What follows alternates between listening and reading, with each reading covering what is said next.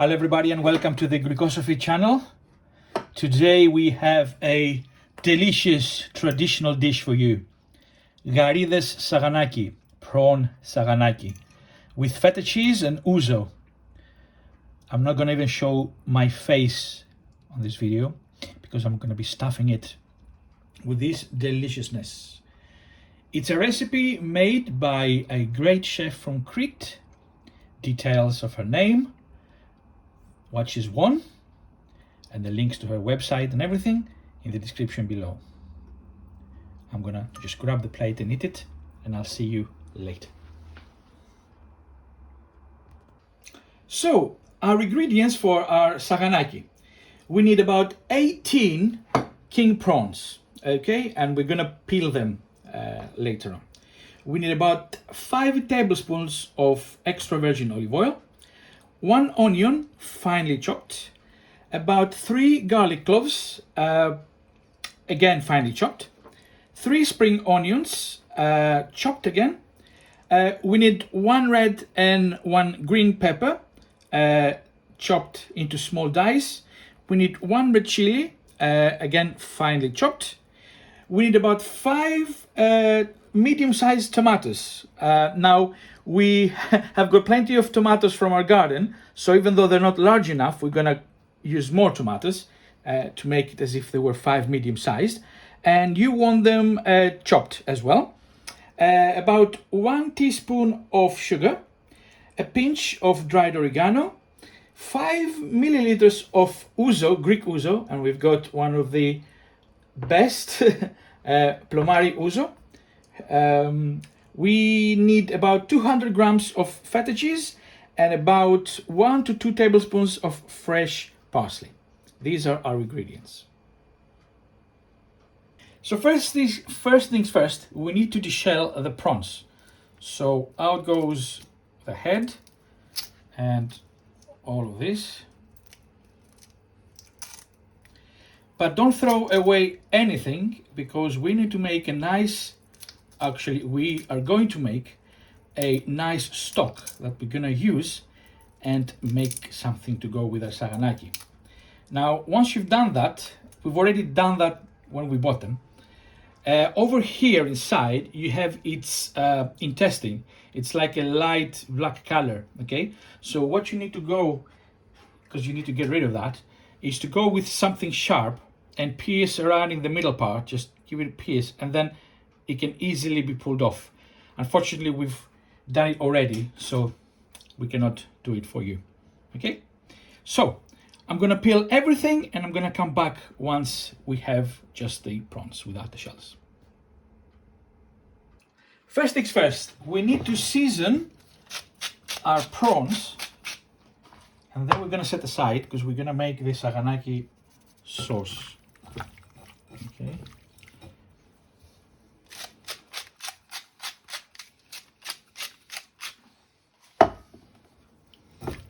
So we're setting them aside for now.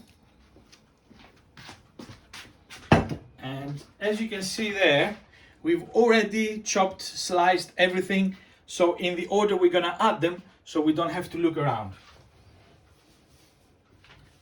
We've prepared a pan. Now, sometimes in saganaki, people use different methods. We're gonna use a pan for the sauce. But we also need a frying pan because we're gonna slightly fry the prawns, okay? So a couple of tablespoons of extra virgin olive oil here and a couple of tablespoons there. For now, we're just gonna heat in medium heat the olive oil here. And once the olive oil warms up, we're gonna add our onions first.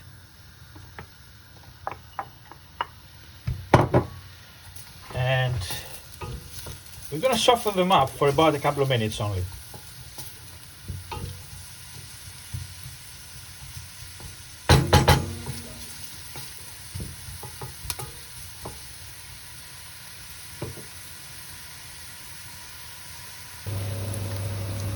And once the 2 minutes are up, we are adding the red and green pepper, the garlic, the chili, and the spring onions, all in one.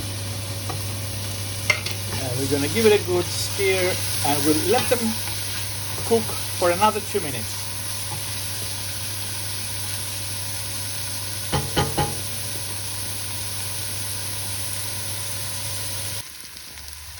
And once the 2 minutes are up, we're adding the chopped tomatoes.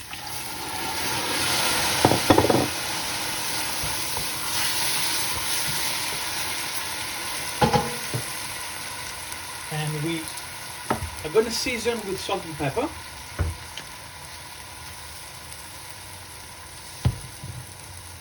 So a bit of salt there.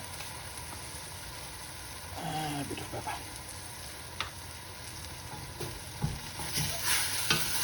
And we're gonna add the oregano and the sugar.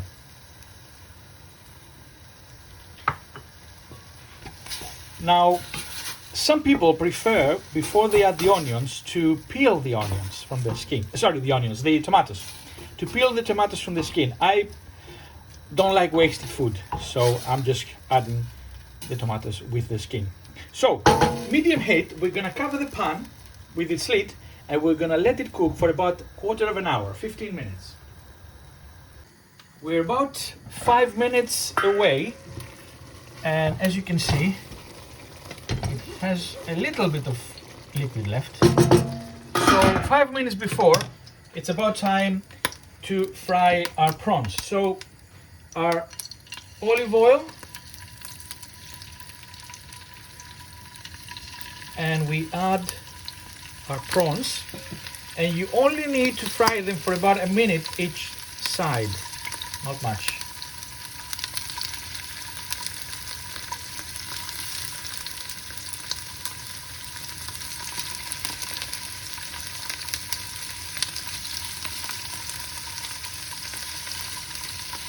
Just gonna try and put all of them in there.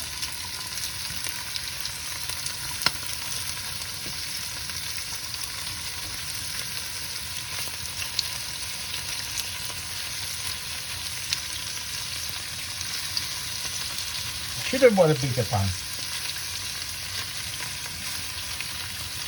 There's a famous movie says, then we're gonna need another bigger pan.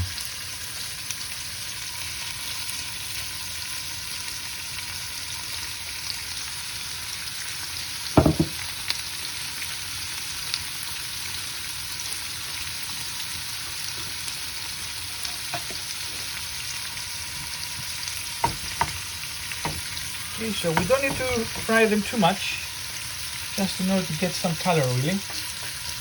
So we're just gonna start turning them.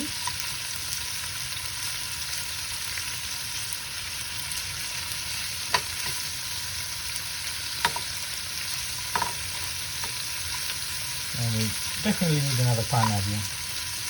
We need to get a bigger pan because our recipe is becoming more and more.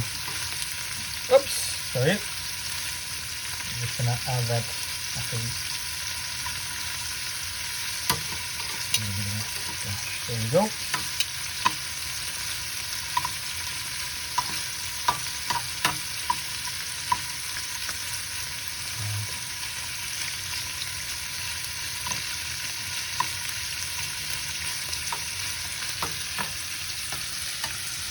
But obviously if you have a bigger pan, you would definitely need it. So just another minute, and we have our ouzo ready. We're not gonna... Hey! Oh! Ouzo plomari from the beautiful island of Lesbos. Don't drink while you're cooking. Don't drink it dry. You can drink it, cook. Okay, so we're just gonna add it here, and we are just gonna let it cook and evaporate all the ouzo.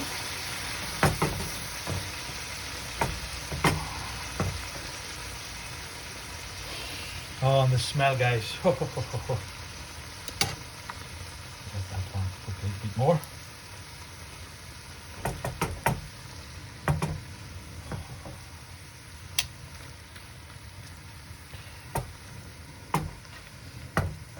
Still a little bit left, but very soon it will evaporate.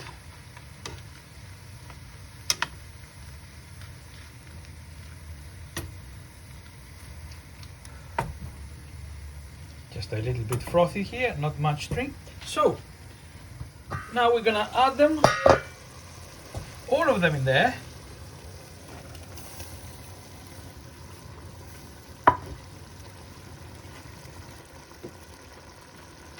And we're gonna add our feta. Now, in this recipe say sprinkle the feta over, but to be honest, as a Greek, I don't like it sprinkled. I prefer it to put it in pieces over it. There we go. And here and there and there. So we're gonna continue cook it for another 5 minutes, not more. Don't leave it more than 5 minutes because otherwise your prawns are gonna get harder, right? You don't want to overcook them. They will toughen up. Our 5 minutes are up. We take it off heat. And as you can see, it's almost ready. It is ready. So we're just gonna leave it aside here. And we are ready to plate. And now we plate. Now, normally saganaki is served in one plate so everyone can share. Okay? So I'm just taking it easy because I don't want to put the feta all over the place. And if you go to a Greek restaurant, most probably you will note that it will be served to you in a little clay pot, maybe. But this particular recipe demands a proper pot. So let me just scoop. And obviously, you need a nice sourdough crusty bread to dip it.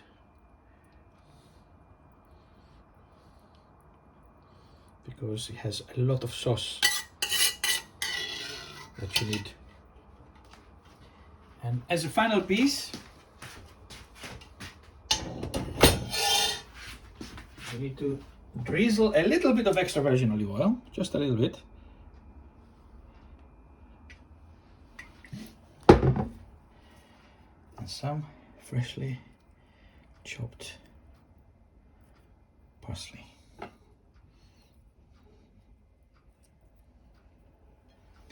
And our saganaki is ready to eat. So our ingredients for our bonus recipe. So how to make prawn shell stock. All we need is the shells from the prawns that we've deshelled, about 3 tablespoons of extra virgin olive oil, a couple of carrots chopped into small cubes, 1 onion chopped, and about half a teaspoon of black pepper. Let's make it. Okay, first things first, our 3 tablespoons of extra virgin olive oil go into a pan, medium heat. It should be ready now. So once it's warm, we add the shells.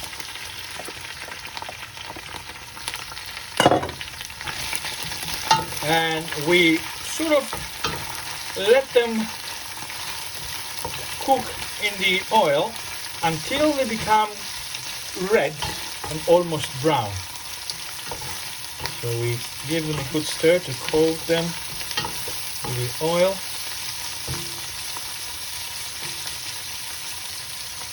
And we let them cook, we keep on stirring them, and you will see how the color will change soon.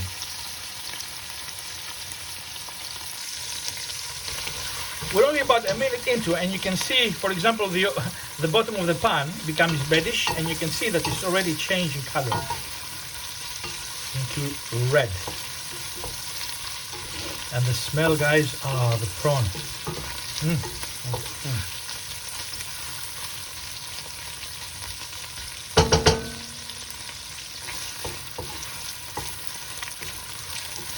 I prefer to let them cook a little bit longer, so they become a little bit brownish, as if they're nice. And then I add the rest of the ingredients with some flavor to the shells.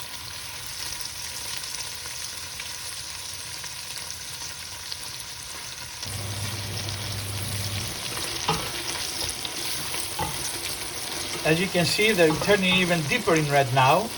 The background noise is because we are heating up some water.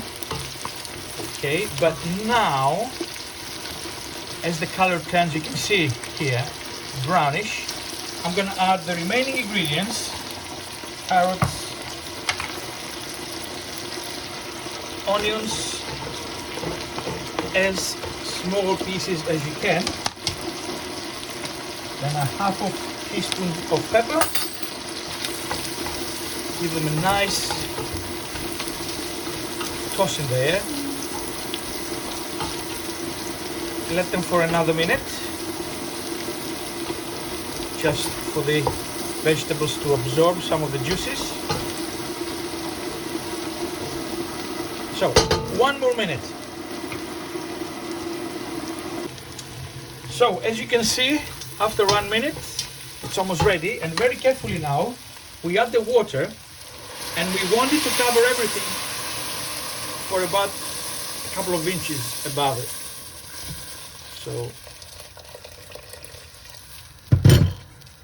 So you can see if you put it there, it leaves a couple of inches. So a little bit more. Okay, so now we let it in medium heat up until it starts simmering.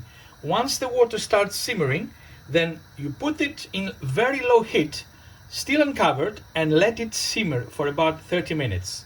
So I will show you once it starts simmering. So still on medium heat here, give it a nice stir, and leave it there until it starts simmering. Okay, water started boiling, so all the way down, very low heat, and I will continue letting it simmering for 30 minutes. I'm not touching it, nothing at all for 30 minutes. So I'll see you in 30 minutes. So our 30 minutes in our time have passed, a few seconds in your time. And as you can see, this is what we're left with, okay? So now we need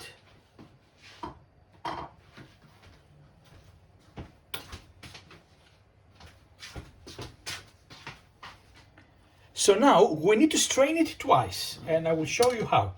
First things first is we need to strain it and keep only the juice.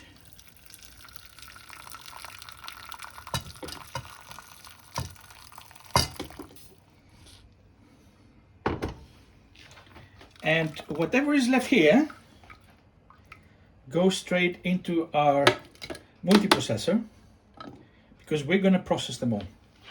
Now, Nandi unfortunately is filming me, and I only have two hands, unfortunately. There's going to be a bit of a different method of straining.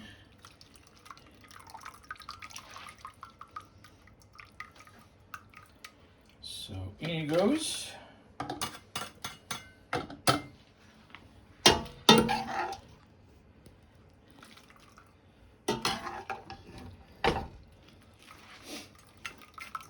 And the reason why we're going to blend them is because if you're Greek or Italian or Spanish, you know, but there's so much juice still in the heads, and it will be really unfair not to use that to our advantage. Plus we have the carrot and the onions that, you know, it's not good to go to waste. We don't like wasting food in the Greekosophy channel.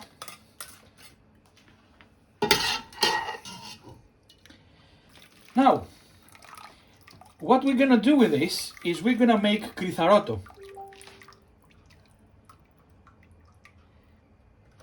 And if you are wondering what is kritharoto, well, have a look in our description of this video below, because we've already made kritharoto with squid, okay? But this time, you're gonna use the same recipe, but you're not gonna put any squid, and instead of vegetable stock, you're gonna use this here stock.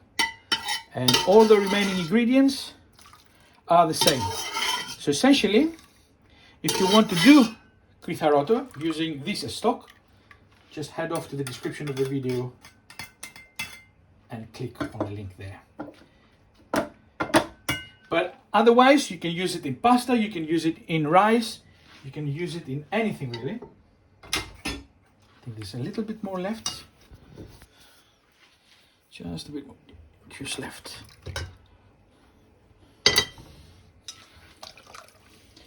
Okay.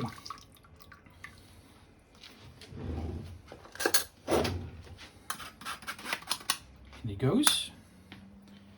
And now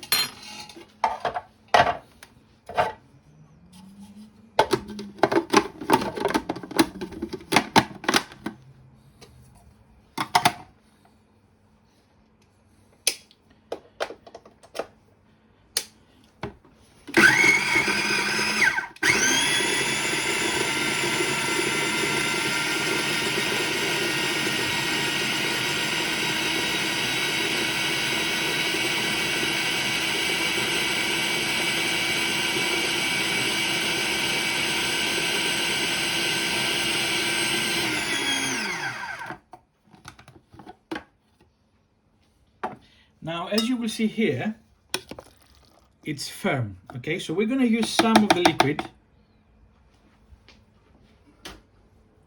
to liquidize it.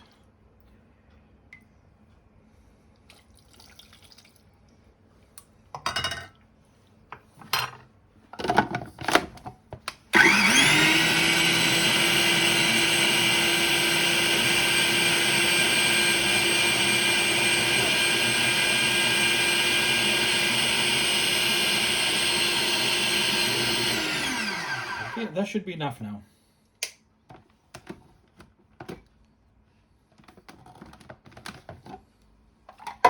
Okay, and now is the difficult part, where we're gonna use our trusted strain. So, don't worry because it's so thick, what we're gonna do is press it. As you can see, all the liquid is used up, and you just disregard the remaining part because there's so much tasty, flavorsome liquid remaining in there.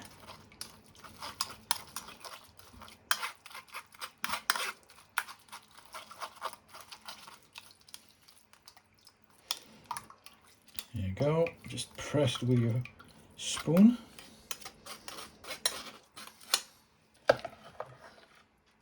Now, I'm sure there are recipes on the internet where you liquefy the entire shells and you use the lot.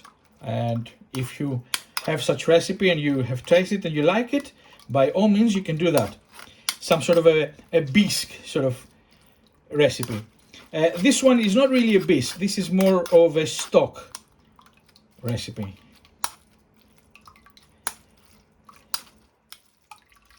But nothing stops you doing it like a bisque.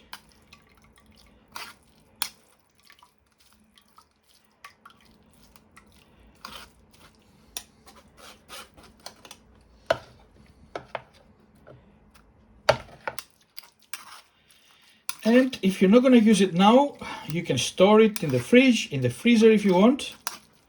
You can put it in ice cube shells, so you can have stock in ice cubes and you can use them when you want them. And here we go. But what we are going to do, because we're going to use it now, don't worry about the little skin at the top. We're going to put it in jugs to use it as our stock.